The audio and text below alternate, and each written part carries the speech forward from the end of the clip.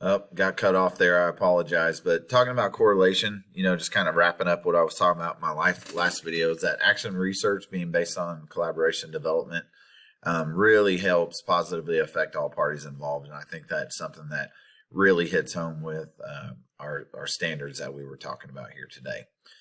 We have being relevant. We have a lot of systems in place at my school to help struggling students. And like I talked about earlier, I just while going through this, that, I could do some action research about the positive students. And this module has really helped me see that not just data, but the right data will help solidify these programs that they are working. I'm really interested in seeing if what the effectiveness is of these programs. Many times programs are not used correctly.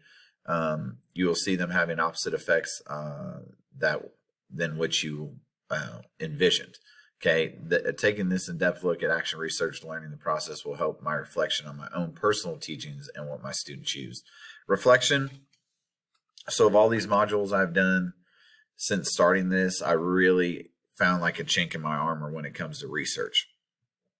I do not do enough action research, and I feel how I teach is effective, but I don't have a cycle of action research in place to keep improving.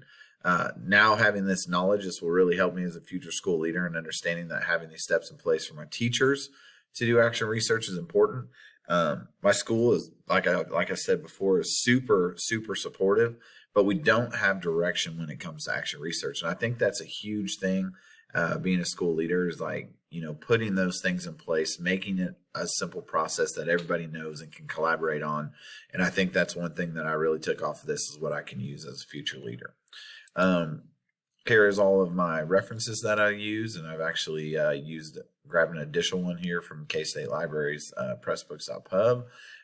But these are all great resources. I enjoyed reading all of them, and I look forward to the next video. Talk to you later.